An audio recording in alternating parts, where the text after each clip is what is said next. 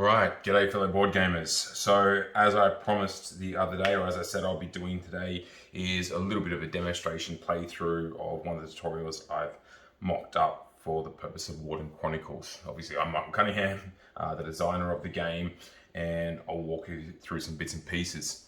Now apologies if the sound quality isn't fantastic. I don't have a little mic yet. I will endeavour to do one, but I just felt like I really wanted to get this done for you guys, and you can get a look at if this is the right game for you or something that might be of interest that you want to be part of as it grows and as it develops over time.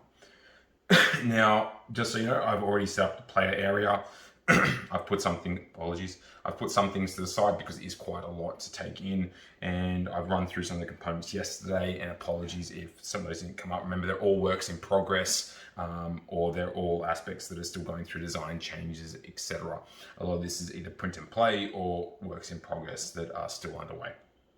So, without any further ado, let me just get into it. I've already shuffled my player deck, and I'm going to be playing as the Locktan named Crom, and he is one of the Warden leaders that you can be in this game and develop as you play through. You start with your 16 basic deck, and I have a little Fate deck here as well. Now, just a word of warning, I don't really use the Fate deck that much personally because I don't like to push my luck.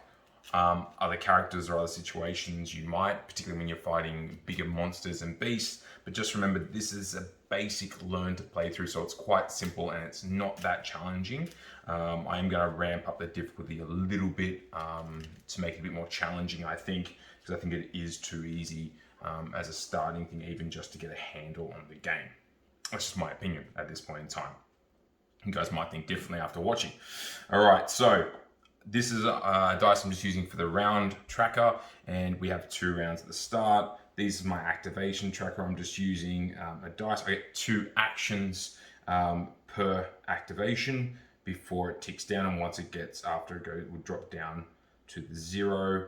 Okay, so I get 3, 1, 2, 3, and then it goes there. Then this will change as well. If that obviously gets to 0 itself, or if we go down past 1, then the game's over. Now there are things that can trigger it to go longer, and events that can happen to trigger it to go longer, etc. All right. Just a word of warning: I'm not a narrator, so the bits of flavor text I do read out, it's not my forte, and if I do stumble over some bits and pieces, I do apologize in advance.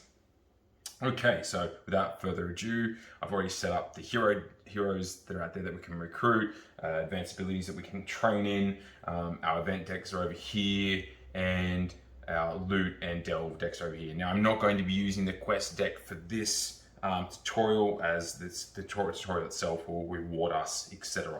Now, I've already shuffled the different map tiles that will come out, and in preparation as well. And I've also got the tokens for the different monsters that will come out. And technically in this tutorial, I probably should only need the level 1s at this stage. Okay, so the first thing I'm going to do is I'm going to look at the Chronicle deck and see what happens and sort of unfold events. So the first card actually goes through the setup of what we need. So it tells us to take this tile with tutorial on it. It tells us to place the wardens at the settlement location. It tells us to take the other tiles that are here, and there's going to be at least 15. There is 15 currently in the game that have been designed, and I'm only using 5 in total for this particularly starter scenario. That's all you need. So there's different levels of difficulty, events, and things like that that pop up in different locations, etc. Now the round tracker, or the weekly tracker, is at 2, so that's set there, and that changes per the amount of players. Our activations, the amount of activations we get, changes per amount of wardens playing as well. Our starting resources are on 2 each, so our supply, our material, and our coin or gold. All right.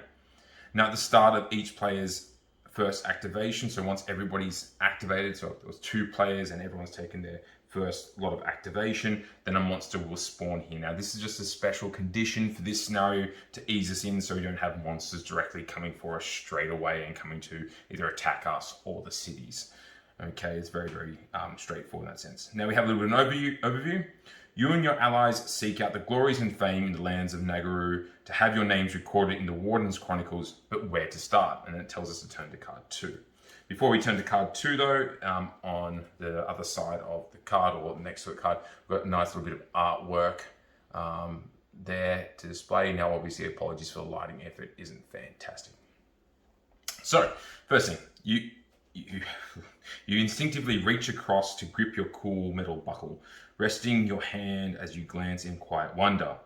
It had been what had seemed an age since anyone had left Warden's hold, and Titterell was ablaze in activity unlike any other. But where to? The most logical choices would be the council hall or the market square, although you had heard some whispers of a vile creature lurking not too far off. Maybe the Warden Board might have more information. Or there's always odd jobs that need doing. Maybe the local watering hole, the Horned Hothtar, seemed a good start. So then we have the four options, and they're actually bolded in the writing as well. And apologies if you see any typos. Again, remember this is work in progress, and it's probably already been edited since this recording. And then we get our options. So we get option A, Council Hall, flip to card, etc. And it tells us right next to it that it's a starting quest, or it's a starting sort of branch that we can go on. So we know it's not going to be too challenging, but just more to ease us into the game. Option B, explore the market, flip to card, and it tells us again, and then starting. And again, it's another nice, easy in one to learn more of the mechanics about possibly trade, things like that, haggling, negotiation, etc. Option C, the local tavern. And we get next to that it's a challenge, so we know that it's a bit more difficult. So you probably wouldn't do this on your first playthrough. You probably want to have some more experience, maybe some more trained ability cards before you actually tackled that one. And option D, check the bounty board and then flip to card, and that's an experience quest. Now, we know that experience is probably going to be a bit more challenging, so we're probably just going to stick with the council hall for this playthrough. So I flip to card 3. You hear a low call from... Oh, apologies. So, card 3. Eerie silence fills the room the minute you step inside. You take note of a tall and powerful set Balorian who eyes you up and down, taking your measure in one passing. You look more like you'd be able to handle yourself, and you have warden markings. We've been gathering reports of raids on outlying settlements, and just the other evening, one of our scouting parties was found slaughtered in a manner I haven't seen since I was a chitter. In short, I want you to find the source of these raids and killings, but time is limited. Oh, and you might want to take these. They should be of some use. Titterell hands you 2 supplies and 1 item each, before dismissing you with a gesture. Move your supply marker up, so my supplies, so that's my food, water, etc., goes up 2, and draw 1 treasure card per player. So I draw one of the treasure cards, and in this case, I managed to get 2 direct damage before in battle, so I've got these nice sharpened arrows that I can use as part of my ranged attack. So that's cool. I can spend those. Now we have our objectives. Explore the world of Nagaru until you uncover the encampment. Optional. Gather 2 supplies per warden. Flip this card once you complete the objective. 1 XP to each warden. So we keep this card in play, and it's directing us what we need to do and what we need to sort of focus on. Now I'm going to draw my deck. Now obviously it's not obvious. This is my hand where I'll draw from, and it's going to be a little bit bigger so it actually fits the size cards there properly, but obviously for play purposes it still serves its function. Draw 5 and then redraw back up your 5 for the next round. So I'm going to draw my 5 cards. Remembering that I still always have my hero card here, my warden card here that I can use for any sort of purpose. So look, the actions I can look to take, I can look to move, and in doing so I can spend move or explore. Now if I move blindly, and if there's an enemy here or an enemy down here or wherever I move into, I'm going to have to engage that enemy. And if I explore, I get the option of whether I want to engage or not. Now, keeping that in mind, it's a probably smart thing to do an explore action if I have one, although I won't be moving there. So I'm going to spend this card, which is got either 2 movement and 2 explore, or become rapid. Now, rapid just means I will get to attack first, so I get to, that serves as an attacking function. But what I might do is do my 2 move to explore, so I get to use that. So I move down here because it has a 1 down here, and as a result, I get to do my 2 explore. So I'm going to draw one of these tiles, and I'm going to place it here. Now, it's a good thing that I have the 2 move, because I don't need to engage this enemy that's popped up here. And we have found a settlement. We've had an encampment already, which is a bit of luck, but I'm not in that province yet. So I need to be in that province for me to explore that area correctly in the sense of meeting the objective down here, I should say. So because I use the explore function, I can move off. I don't need to wait here next to it, and I don't have to engage it straight away. So I can look to avoid this enemy. But what I need to be careful and mindful of is that it can come and attack the city. Now I do have one more action. And look, if I blind attack it and don't know what its abilities are, I get extra bonus rewards. If I choose to scout it and spend 2 cards scouting as a free action, then I can see what it is, but then I might not have enough to sort of deal with the situation right now. I might need to wait a turn. So I need to think about my options here. Now, remembering I'm in a settlement, so I'll get bonus to my defense and my attack. So it probably wouldn't be a bad idea to spend 2 cards if I can to get an idea about what's here. And I can do that. So I'm going to spend these 2 cards, which aren't going to really help me in this situation. There's negotiation and rebuilding or gather, and then there's explore and move or gather. So because I'm using them for a basic action, they're going to go here in my 1 spot, my 1 area. So they're not going to be there too long, which is fantastic. And I'm going to flip this token over.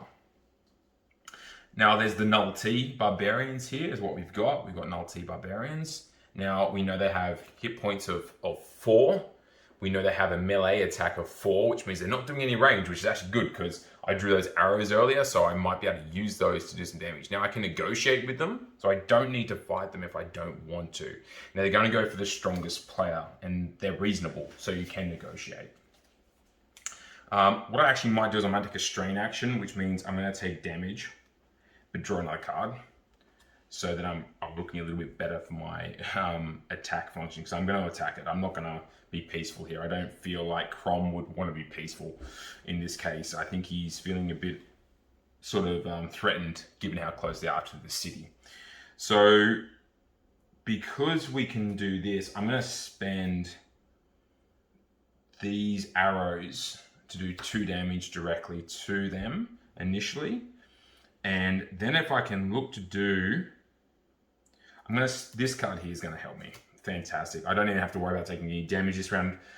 So for my second possible action, or my 2-point action, spend 1 resource, so 1 material in this case, because it is a range attack, and range attack 3. So I'm getting to do a range attack 3, plus I've already done that 2 instant damage with the arrows I was using and equipped. So that's going to go here, and I'm going to defeat this enemy. Now, on this target, it actually has a little treasure chest, which means I'll be drawing another piece of loot from the loot deck. So I'm going to draw that up. And I've got some junk. I've got some junk. That's going to be useful for trading later on. Fantastic. Only useful when I'm in a settlement though. So look, those are my 2 activations I've done. So it's the end of my activation. I am in a settlement location, so I'm going to draw a settlement event. Okay. And, oh, this is not a good one. So evil grows. Spawn adversary tokens across all tiles with unoccupied spawned places, or locations, I should say. So that's going to happen right now. So this was going to happen in this location regardless now.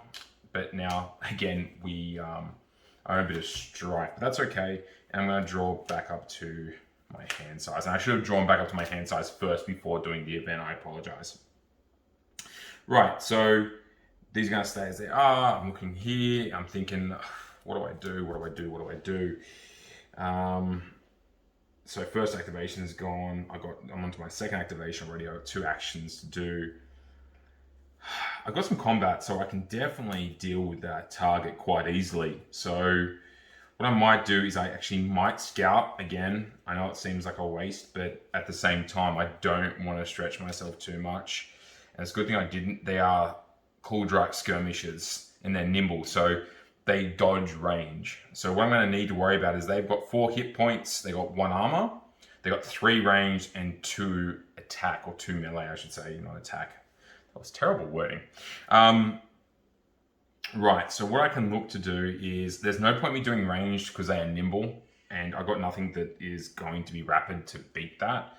So I'm going to need to look to defend at least 3. So I'm going to do that with this card here, which is melee or defend 3. So I'm going to block that 3 there.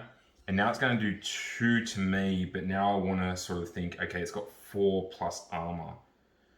So I can spend these 2. No. If you do not defend, melee 4 against 2 adversary or 8 versus 1. I'm going to do that. It seems a bit risky, but that's okay. So I'm going to spend this card here. The second action on this card is if you do not defend, so I want to take damage, but then the damage is going to go into my blood pool. So the blood pool can make me do other special actions, but obviously not yet because I haven't unlocked it. So if you do not defend, melee 4 against 2 adversaries, so if there was 2 monsters there or 2 creatures or 2 adversaries, etc., I could attack both. It would be like a frenzy attack, if you will. Or 8 versus 1. So I'm going to do the 8 versus 1. It's going to go here, and this is going to get destroyed. Now, as a result, I'm going to take 2 damage, and it's going to go into my blood pool. That's okay. That's fine. I've got heal cards here somewhere, I think. So I should be good. So that works for me. Now, that's my first action. I've done a free action. What I might do is a rest action in the city to recover some health. So I've got to spend 1 resource, or I can spend 1 gold if I want to stay at a tavern, and I will heal 1 hit point. Okay, and that will be me done. So this will go down to 2. I'll draw back up to my hand size. 5. And I will then draw another event card. And because I'm in the city, I'll draw a city card. So the War Council calls. So we get a nice little Locktan holding a scroll of one of the noble houses, if you will, or maybe the council in this case.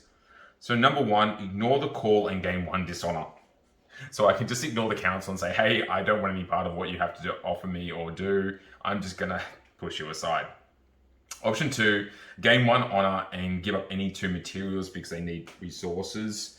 Now I'm in a bit of bother there because I can't exactly do that. Or I could have done this. I want to backtrack. I'm going to be sneaky and spend that to gain 1 material. 3, keep in play. Give me time, 1 week to collect 4 resources. Gain 1 XP and complete option 1 or 2. So I've got an option here that I can say, give me time, but I don't need that. So I can just gain 1 honor straight away. So this will move up 1, and I'll spend the 2 materials, and I'll gain 1 XP. I'll just do that. It makes it nice and simple for me, and that will go away. I'm done. All right, so this is my last activation for the round, or for the week, if you will. So I need to think about what I'm going to do now. And I probably need to or want to start heading in the direction of the encampment there so I can complete this part of the quest. So I'm going to do that straight away. Play this card to decrease forest movement for a target player by 2 for their activation. Oh, that's not bad. But there's no forest between me and there. We've got some hills and we've got glades. So I might just look for movement I have here. So I've got this movement here now. Glades are going to cost me 2 to move through. Forest and hills are going to cost me 3 to move through. Mountains, let's not talk about mountains right now because they are evil, and same with rivers or waterways are painful to get through as well. But there's certain things we can take to make those easier. So I'm going to spend this, and I'm also going to spend, technically I just need 4. So I'll spend these 2, which gives me 4 movement, and this one's going to go down here for the 2, and this one's going to go up here for the 1, and I'll move across here. Now, I'm next to the enemy, so I need to be aware that now my next action will have to be an engage or a wait and see, or I can do a scout, or I can do a withdraw. So I can do a lot, actually. I said it can only be, but obviously there's a bit that we can do.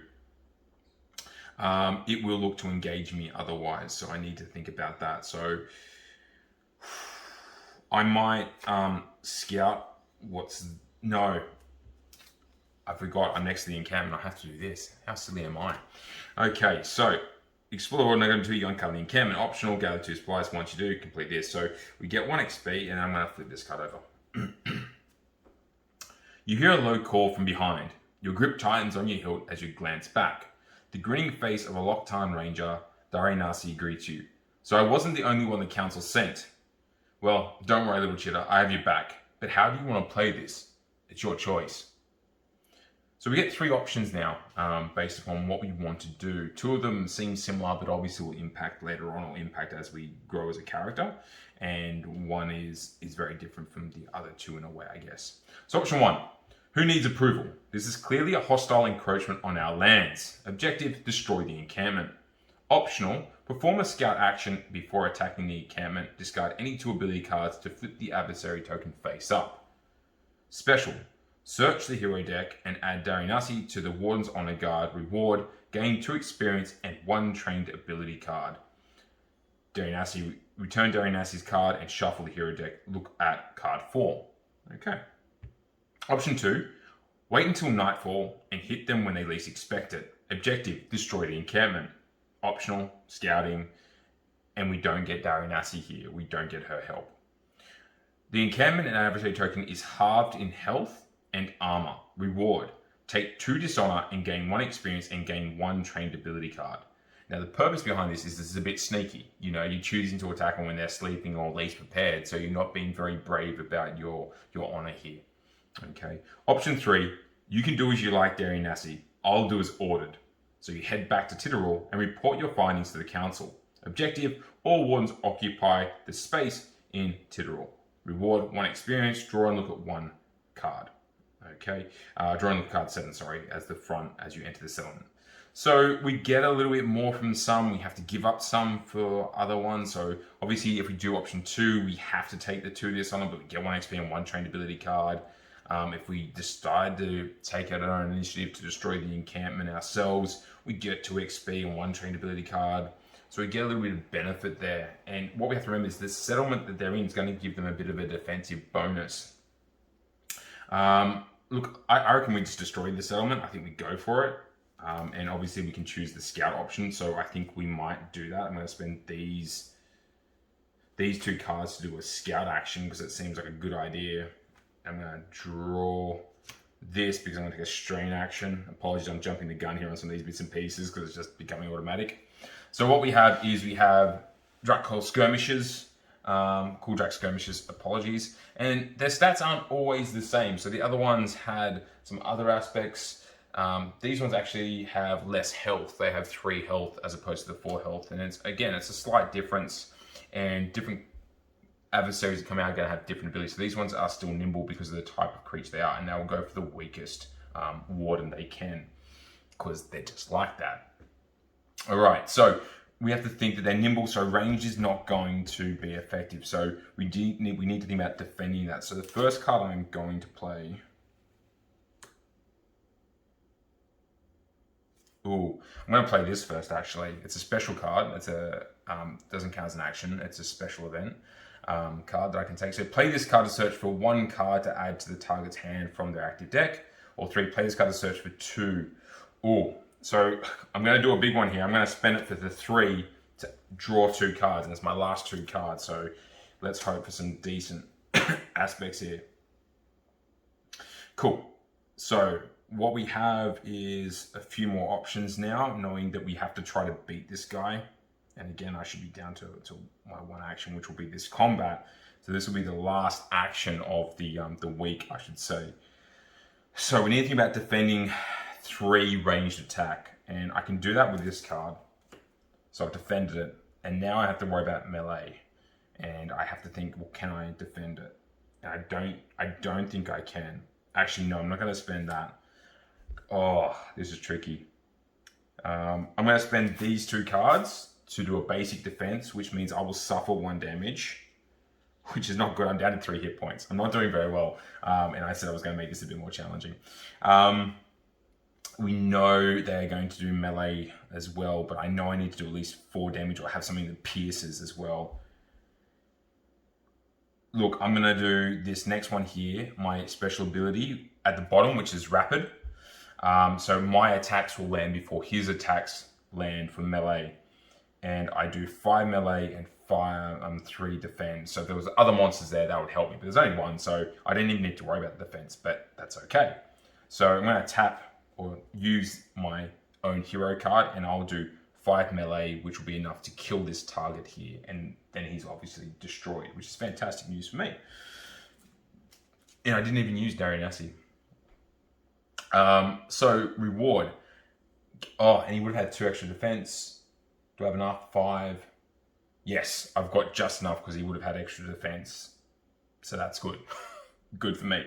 Okay, so what we have to do now is gain 2 XP. Cool. 2 XP is good. I like the XP. I can spend that for cards. I can spend that for training. That's good. Or hiring myself some heroes possibly later on if I can get my negotiation skill up. And gain 1 trained ability card. So I can either draw 1 that's face up, and I think I might grab this shield bash because that looks good. Now, when you first get a trained ability card, and this is why I'm going through this part of it is, normally it would cost me 4 for negotiation, if you will, or 4 coin to get trained, or a combination of those 2. Now I can add it to my hand straight away. I can add it to my deck, or I can choose to tuck it for this experience ability here. So this will reduce enemies melee by 2 each time I do an attack or I'm engaged in combat. So it's a pretty powerful card. If we think about that, but remember it's only melee. It doesn't have to do, like if they're doing magic or if they're doing ranged, it doesn't help me there. It only helps in the case of melee combat. Now, if I choose to do that, I'll tuck it under my player board, leaving it showing so I can see. And now I can only have a maximum of 3 cards tucked at any one stage. And yes, you can replace them and remove old ones and add new ones there, but obviously then you don't get this card, it's going to go away. Okay, so you want to think about that. I'm going to actually add it to my hand, so I'm going to keep it in my hand for the next round. Now, my turn's over, I will draw up, but I can't draw up because it's the end of the situation, it's the end of the activation. So what's going to end up happening is that will go down to 0, but I'll draw my event card. Now, I'm in the wild, so I'll draw a wilds card this time. Traveling Merchant. Leave the merchant be, gain 1 extra movement next turn. Okay. Trade, discard 1 action card. Okay, and gain 4 of 1 resource type. Oh, I am so doing that. Or I could thieve. I could steal off them. I could be dishonored and take 2 of any 1 resource type without wasting any cards whatsoever. But I am not going that path at this stage. I'm going to discard this 1 card and gain 4. So I'm going to gain 2 materials. I'm going to gain 1 coin and 1 supply, and I think that's a good deal. So what's going to happen now, because the week is over, this is going to tick down 1. This is going to pop back up to here. This deck of cards is going to get shuffled because they're in the 1 location. And this is where a bit of fatigue kicks in. This is where a bit of exhaustion kicks in. So that's going to get shuffled up into here. These cards that are in the 2 spot are going to move down to the 1. This card that's in the 3 spot is going to move to the 2. And then I will draw the rest of my cards. Right? So that is my new starting hand for the last lot of the week. Okay, and obviously my Jason play. I'm going to leave it there for the moment. Obviously, you got a little bit of a taste to see what some of the bits and pieces are that are going on. I can use other bits and pieces. I can do free scouts at a watchtower. The watchtower's over here. I can explore the ruins over here and delve into those places. And I'll probably do that in another playthrough so we can see how that works as well. But I just want to give you a bit of an overall sense of some of the bits and pieces going on. Thanks for watching. Any questions? As always, please ask. Obviously, some of these things are still getting fleshed out a little bit. Some of the things I've been tweaking. Don't worry about the card layouts or anything like that. They're definitely getting... Maya's done a really nice job in some of the ones that she's got going for the heroes and things like that to make it really streamlined and really nice iconography that's easy to understand and read as well. All right, but stay safe and hope to hear some feedback from you guys and talk to you later.